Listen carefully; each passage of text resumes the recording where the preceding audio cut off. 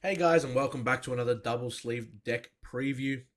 Today we're going over Doflamingo, which comes out in Romance Dawn Set 1 in December.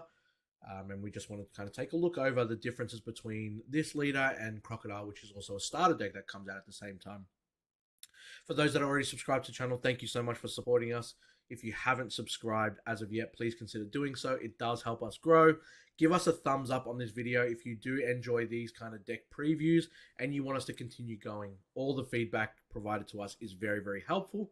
And let us know in the comments, is this a deck that you're going to take to your locals, or is this something that you think is maybe a sleeper or something like that? We already know that Crocodile is very strong, but I feel like there might be a bit of room to move with Doflamingo in the mix as well. So without further ado, we'll get into it now. As you can see, it's a mono blue leader. You can put 2 Don underneath. When attacking, you can tap 1 Don to reveal 1 card from the top of your deck. If that card is a 7 Warlords of the Sea type character card with a cost of 4 or less, you may play that card rested. Very strong. I try to make the deck obviously revolving around 7 Warlords of the Sea. Obviously, it gives you the best chance to play anything in rest. We've got a few, as you could probably see on the image itself. We've got a few 4-cost 7 Warlords of the Sea that we want to kind of hit from the top. So we'll see how this plays out, and I'll go through the cards that we've added in as well. Trafalgar Law, very, very standard 1-cost blocker. Nothing new in any color decks. Nothing new in this deck, to be quite honest with you. You play him for 1, he's a blocker, amazing, perfect. Perona is the other 1-cost that we've got in the deck, though. 4 of her in the deck. It is a 2k power. On play, you can look at the top 5 cards of your deck, rearrange them in any order, then return them to the top or bottom of the deck. Perona works perfectly with the leader. You might want to play her before you use the leader ability and know exactly what you're playing when the leader swings. For Alvida as well, you can put a Don underneath her, and when she's attacking, you may discard 1 card from your hand, return one of your opponent's characters with a cost of 3 or less to their hand as well. Okay card. I put her to 4 because the counter for 2,000 is very important. Majority of the time, I feel like I'd have her in hand. Don't really need to worry about playing her. The bounce is nice, but there are other cards that bounce characters back to their hand as well. The Doflamingo rare from set 1 is in here, and he is a 4 of. He is a blocker for 3. He is a 4k power. On play, you get to look at the top 5 cards of your deck and then return them to the top or bottom in any order. Perona is obviously the choice for the leader swing because she costs 1, but it's not bad having Doflamingo as a blocker as well once you've used his ability.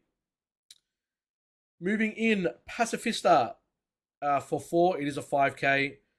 You may have more than 4 copies of this card in your deck. It is a blocker. If you can play a 5k blocker for free, it is not bad at all. I probably would never use this for any other reason.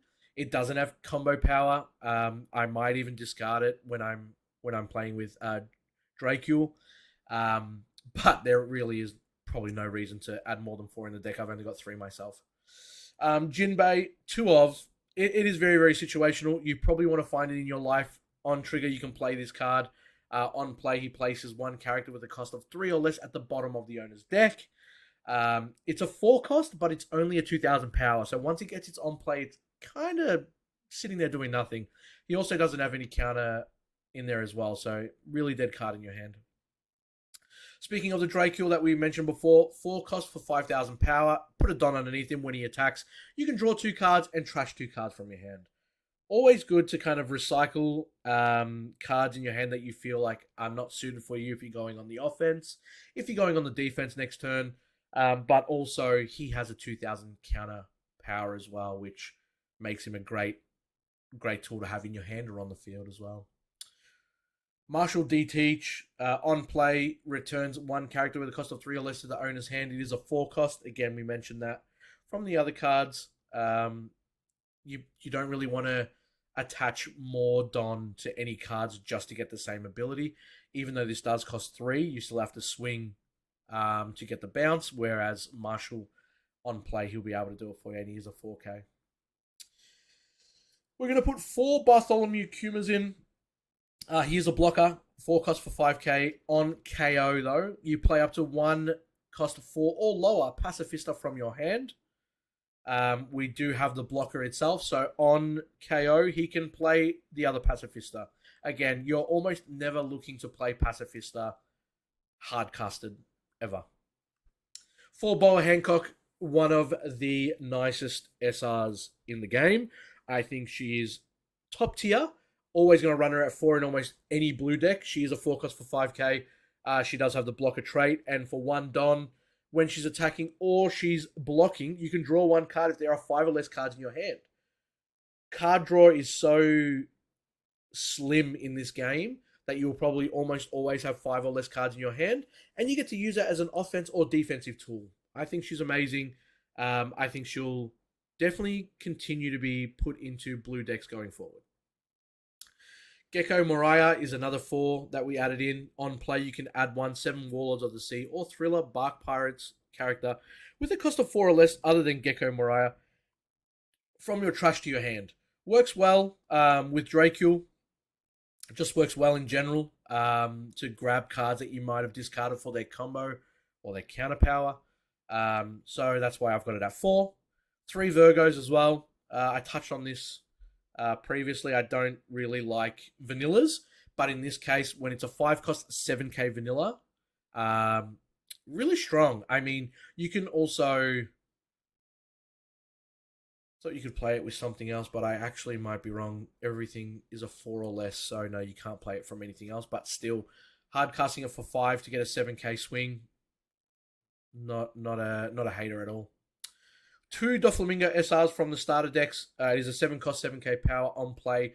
Return a cost of 7 or lower character to its owner's hand. Green players hate it. They want their kid to stick on the board, but he does so much work. It is ridiculous. You probably only play... I would be shocked if you played more than 2 in a single game.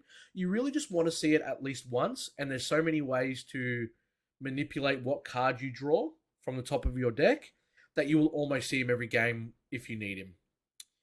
And Dracul Mihawk, as our last card, I put him as 4. Does the same thing that Doflamingo does. It's a 9 cost though, but it does have 9k power. On play, he places a character with a cost of 7 or less at the bottom of the deck instead of to their hand.